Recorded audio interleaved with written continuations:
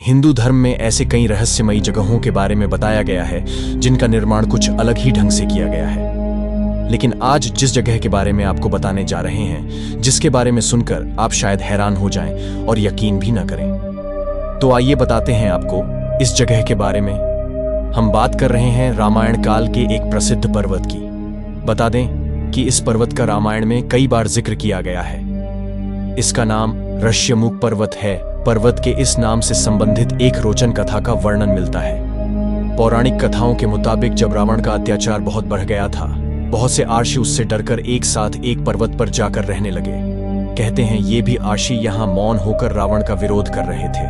बता दें कि रामायण में किष्किंधा के पास जिस ऋष्यमुख पर्वत की बात कही गई है, वह आज भी उसी नाम से तुंगभद्रा नदी के किनारे स्थित है। जब रावण विश्व विजय प्राप्त करने के लिए इस पर्वत के समीप से गुजरा तो उसने बहुत से आर्षियों को एक साथ देखा।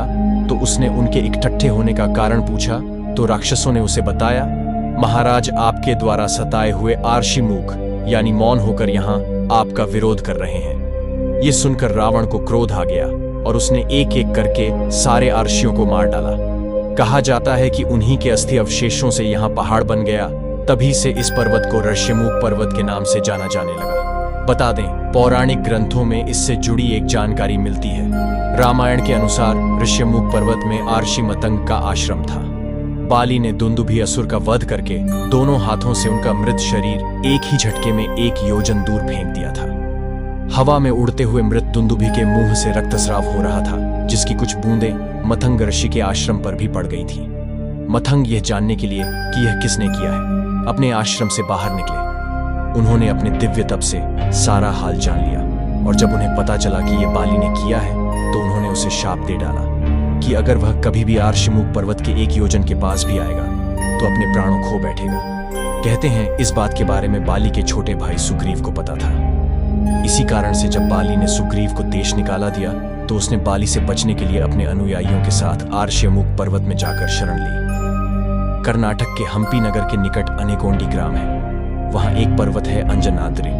इस जगह सामान्य पर्यटक कम ही आते हैं। मैं तड़के अपने गाइड प्रकाश के साथ पहुंच गया।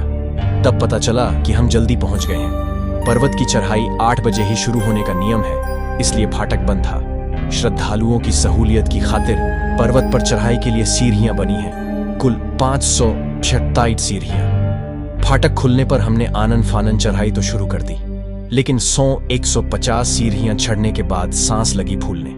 तब 5 मिनट आराम किया। उसके बाद हनुमान चालीसा का पाठ करते हुए चढ़ाई पूरी की। पर्वत के ऊपर बिल्कुल शांत वातावरण।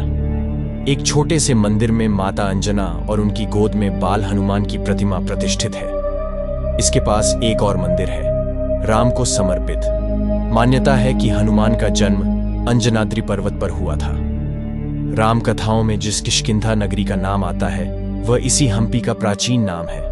अरण्य कांड और सुंदर कांड के मध्य किष्किंधा कांड आता है। हम बेंगलुरु से हम्पी घूमने गए थे। अधिकांश पर्यटक हम्पी विजयनगर साम्राज्य के भव्य मंदिर और अन्य भवन देखने जाते हैं। ये दर्शनीय होने के साथ मध्ययुगीन भारत की उत्कृष्ट वास्तुकला का शानदार उदाहरण भी है। हमारे मन में एक और भी योजना थी कि हम राम कथा से जुड़े स्थलों को भी देखें। आपने राम कथा जरूर सुनी होगी। राम, सीता और लक्ष्मण सब कुछ त्याग कर 14 साल के वनवास पर अयोध्या से निकल पड़ते हैं। पंचवटी में रावण एक साधु के वेश में आता है और सीता का अपहरण कर उन्हें लंका ले जाता है। सीता की खोज में राम और लक्ष्मण की मुठभेड़ कबंध से होती है, जो मरने के पहले उन्हें किष्किंधा में सुग्रीव से मिलने का सुझाव देता है। रामचरितमानस के अरण्य कांड के अंतिम चरणों में है। प्रसंग है राम और शबरी का मिलन। शबरी आर्षि मातंग की शिष्या थी। शरीर त्यागने के पहले आर्षि ने शबरी से कहा कि वह भगवान राम की प्रतीक्षा करे, वह उसे अवश्य दर्शन देंगे। राम और लक्ष्मण उनके आश्रम पधारे। उन्होंने राम और लक्ष्मण के चरण धोए और उन्हें आसन पर बैठाया। आपको याद होगा शबरी के झूठे बेर वाला किस्सा। भगवान राम सिर्फ मीठे बेर खाएं। शबरी ने पहले हर बेर को चखा, फिर राम को भेंट किया। शबरी ने राम को सलाह दी कि वह सीता की खोज में सुग्रीव की सहायता ले। अनेगुंडी में ही पंपा सरोवर है।